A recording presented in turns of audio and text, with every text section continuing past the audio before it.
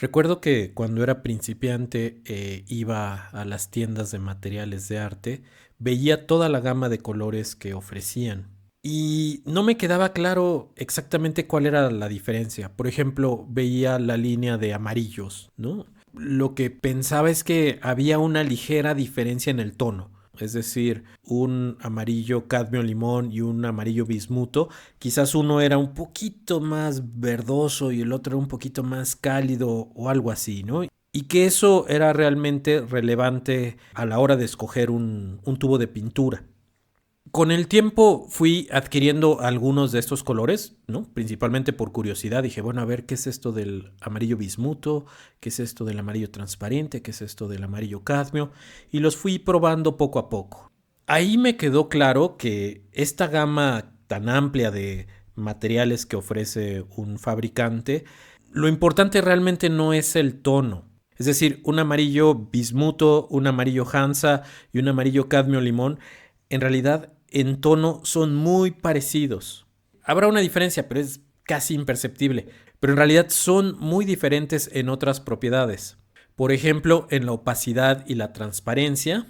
El amarillo Hansa es transparente, el amarillo cadmio es opaco. También puede haber una diferencia en el tiempo de secado. Cada uno de estos tubos de pintura están fabricados con un pigmento diferente.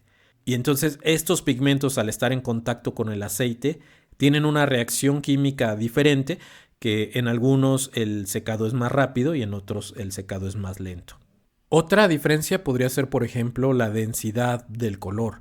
El pigmento amarillo Hansa es un polvo muy fino. Entonces, cuando se fabrica el óleo con este pigmento, crea un óleo muy ligero.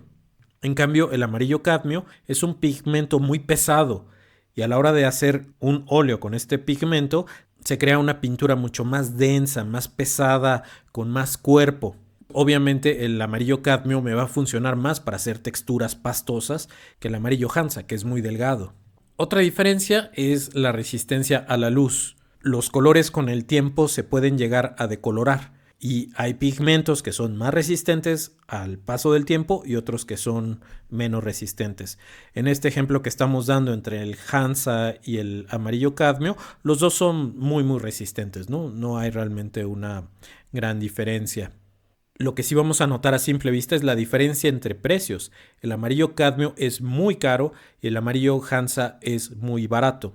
Digamos, si es únicamente por una cuestión de tonalidad, pues uno va a decir, bueno, me conviene el amarillo Hansa, ¿no? Tiene exactamente el mismo tono que el amarillo cadmio. De hecho, el amarillo Hansa muchas veces nos los venden con el nombre de imitación amarillo cadmio. Porque sí, la tonalidad es muy parecida y la diferencia de precio es muy grande. Pero, claro, ahí no estamos tomando en cuenta las otras propiedades, ¿no? La opacidad del cadmio y la transparencia del Hansa, la densidad o textura gruesa, pesada del cadmio comparada con la ligereza del amarillo Hansa, o como les comentaba, la diferencia en tiempos de secado. Puede ser que para algún pintor, dependiendo de su proceso, sea muy relevante el tiempo de secado. Ya sea que quiera que sequen muy rápido o al contrario, ¿no? Que sean de secado lento. Otra diferencia que vemos también en los colores es la intensidad. Cuando mezclamos un color con otro, vamos a seguir con estos ejemplos. El amarillo cadmio pinta más que el amarillo Hansa. Es decir, si mezclamos la misma cantidad de azul con la misma cantidad de amarillo cadmio y Hansa, el azul se va a comer al amarillo Hansa. En cambio, al amarillo cadmio no lo va a volver azul, ¿no? Tan rápidamente. Nos va a dar un tono verde limón mucho más claro, más brillante, que en el caso del amarillo Hansa, donde el azul se va a comer rápidamente al amarillo. Claro, si ponemos más amarillo Hansa, vamos a poder llegar a un tono similar, pero sí vamos a notar que el tono es menos intenso. Entonces, bueno, la cosa es que se utilizan pigmentos diferentes para fabricar estos diferentes tonos. Les digo, el tono puede ser ligeramente diferente, pero eso es algo que nosotros podríamos ajustar en la paleta. O sea, tampoco es tan relevante. Es decir, por ejemplo, si tenemos un amarillo limón y un amarillo medio, el amarillo medio lo podríamos lograr mezclando un poquito de amarillo limón con naranja. Quiero decir que la tonalidad la podemos igualar, pero las otras propiedades son más difíciles de imitar. Por ejemplo, la transparencia o la intensidad de un pigmento, pues son cualidades propias de cada pigmento y que no se obtienen tan fácilmente como la tonalidad que podemos lograr a partir de una mezcla. Un caso que desde hace años llamaba mi atención es que un fabricante, en este caso la marca Winsor & Newton, en su línea profesional ofrece dos tipos de azul ultramar. Este que se llama ultramar francés y este otro que se llama ultramar tono verdoso. A simple vista yo los veía y los veía igual, ¿no? Yo decía, bueno, ¿cuál es la diferencia entre un ultramar francés y un ultramar tono verdoso? Porque yo no lo veo verdoso, ¿no? O sea, yo veo la tonalidad igual. Y luego uno dice, bueno, pues voy a ver con qué pigmento está hecho. Puede ser que ahí está la diferencia, ¿no? Entonces vemos que el ultramar francés está hecho con azul 29 y el ultramar tono verdoso está igual hecho con azul 29. Entonces eso siempre me desconcertó, ¿no? Yo decía, bueno, pues es el mismo pigmento y yo veo el color y es igual, o sea, más rojizo realmente no lo veo, ¿no? Más verdoso. ¿Dónde está la verdadera diferencia entre estos dos colores? ¿Por qué me ofrecen dos y cuál es el que yo necesito, ¿no? En dado caso, porque eso es realmente la pregunta importante, que ofrezcan, pues ofrezcan los que ellos quieran, pero ¿cuál es el que debo comprar? Esa es la pregunta para el consumidor. Y después noté que la diferencia está en el tipo de aceite que utilizan. El ultramar francés utiliza aceite de linaza y aceite de cártamo y el ultramar tono verdoso utiliza únicamente aceite de cártamo. Entonces, la diferencia no está en el pigmento, es exactamente el mismo color, pero están fabricados con aceites diferentes. Uno tiene linaza, el otro no tiene linaza.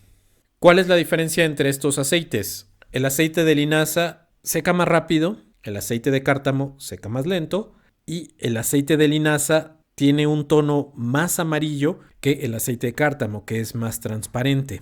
El fabricante en la mayoría de los colores utiliza aceite de linaza, principalmente los amarillos, los rojos, los naranjas, los colores tierra, porque ahí lo amarillo del aceite de linaza realmente no altera el tono. Y por ejemplo, el aceite de cártamo se utiliza principalmente para la fabricación de tonos blancos, porque ahí lo que busca el consumidor es que el blanco no se vuelva amarillento, ¿no? Sino que conserve su blancura a través del tiempo. La principal desventaja del aceite de cártamo es que tarda más en secar. Entonces quizás eso han notado en sus cuadros, ¿no? Que cuando están pintando, el blanco es el que siempre se tarda más en secar, ¿no? Y dices, ay, qué lata da este blanco que no se seca. Los demás colores del cuadro ya están secos, pero lo que tiene blanco siempre se tarda más. Es por eso, es por el aceite de cártamo.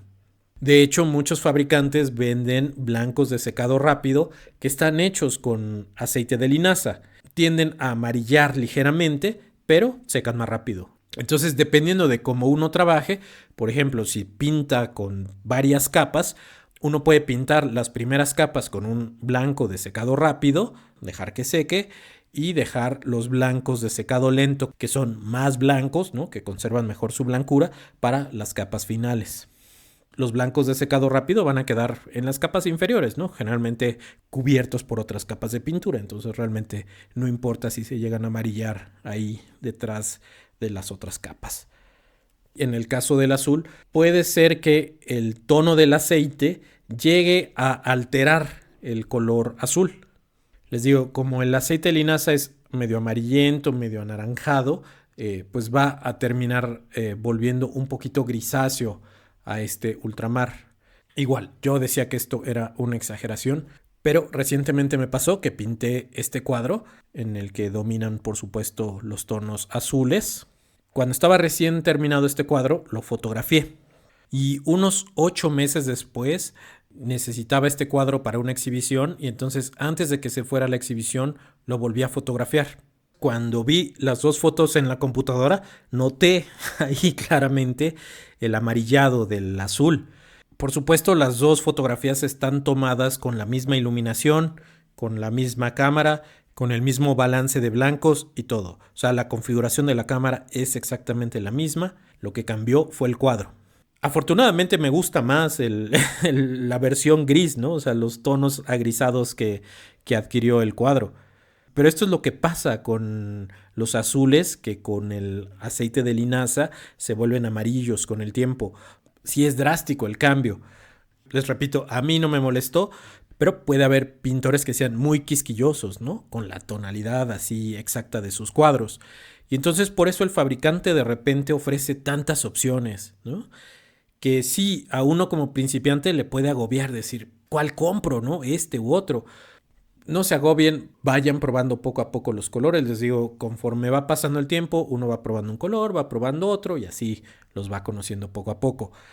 Si necesitan hacer una compra, en la lista de los fabricantes pueden revisar si el pigmento es transparente, si es opaco, si tiene buena resistencia a la luz, qué tipo de aceite utilizan para fabricar ese óleo. Por supuesto, ustedes están viendo también todo el tiempo estos videos en los que platicamos de colores, recomendamos algunos colores, ¿no? Que el óxido de cromo, que el siena tostada, que el amarillo ocre. Son colores muy populares, muy usados, y es por algo, porque tienen características muy útiles para los pintores en general, ¿no? Entonces podrían empezar por esos colores que les suenan comunes, y ya después ir experimentando con estos, ¿no? Con el amarillo bismuto, con el azul indandreno, el negro perileno. O sea, hay un montón de colores que no son tan indispensables en la paleta, pero que bueno, ya los irán probando poco a poco. Espero que este video sea de ayuda para aclarar algunas de estas cuestiones. Ya saben, si tienen alguna duda extra pueden dejarla aquí abajo en la sección de comentarios y con gusto estaré atendiéndolos. Gracias y nos vemos en la próxima.